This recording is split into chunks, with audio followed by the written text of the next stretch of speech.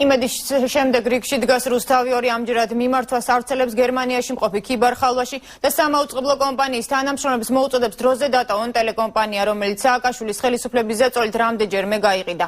სამსახურიდან წასულ თანამშრომლებს ქიბარ-ხალვაში უმუშევრობის პერიოდში ხელფასის ანაზღაურებას პირდება. თავის მხრივ არხის ჟურნალისტებს ობიექტურობისკენ მოუწოდებენ დათო დვალი და ჯარჯი აქიმიძე, რომლებიც თავის დროზე სამაუწყებლო კომპანია რუსთავი 2-ში აქციების 60%-ს ფლობდნენ. ორივე მხარე რუსთავი 2-ისთვის ბრძოლას სასამართლოში აპირებს.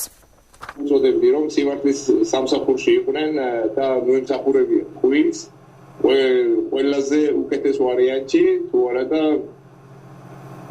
შეუძლიათ თავიანთი მოქალაქეობრივი და ვალი და ბოიკოტით რუსთავი 2-ის ყოფილი მფლობელი სამაუწყებლო კომპანიის თანამშრომლებს ჟურნალისტური ეთიკის დაცვის, ობიექტურობისა და მოქალაქეობრივი მოვალეობის შესრულებისკენ მოუწოდებს.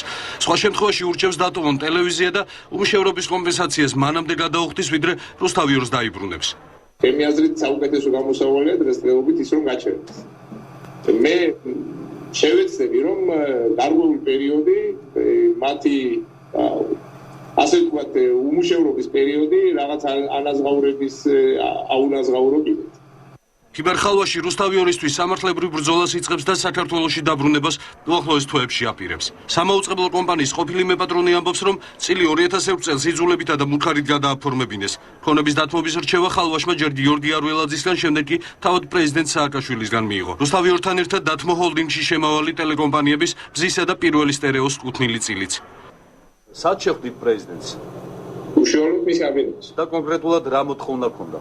კონკრეტულად მოთხოვნა ჰქონდა, რომ ჩემთვის უკეთესი იქნებოდა, რომ ეს ტელევიზიები დამეთმო და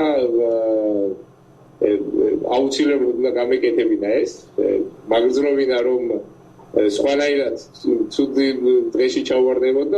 რუსთავი 2-ზე პრეტენზიას ტელეკომპანიის ძველი მფლობელებიც აცხადებენ. ჯარჯი აქიმიძე და დავით დვალი საკუთარი 60% სასამართლოს გზით დაბრუნებას აპირებენ. ქიბარ-ხალვაშის მსგავსად ისინიც ამბობენ, რომ ხელისუფლების მაღალი თანამდებობის პირებმა მათ მუქარისა და დაშინების გზით სიმბოლურ ფასად დაათმობინეს სამაუწყებლო კომპანიის 60%, რაშიც ეროსი კიძმარიშვილიც იყო ჩართული. უმაღლესმა სამთავრობო პირებმა ძალიან მარტივად დაგვიყენეს საკითხი. ან ჩვენ დავთმობდით რუსთავი 2-ის 60%-ს, ანუ საუბარია ამ შემთხვევაში ჩემი და დვალის წილზე 30-30%-ზე, ან ჩვენ ფაქტიურად დავრჩებოდით რუსთავი 2-ის, ჯორჯია ონლაინის და ჩვენი პირადი ქონებების გარეშე. ამ 60%-ის გადაფორმებით ჩვენ მივიღეთ სიმბოლური თანხა, რომელსაც არ ვასახელებ. მედიაში ვრცელდებოდა ინფორმაცია, რომ რუსთავი 2-ის კიდევ ერთი მეპატრონე ეროსი კიძმარიშვილი არხის დასაბრუნებლად სამართლებრივ ბრძოლას იწყებს. თავად კიძმარიშვილი დუმილს ამჯობინებს. პეცხრიართან მან დღეს კომენტარი არ გააკეთა.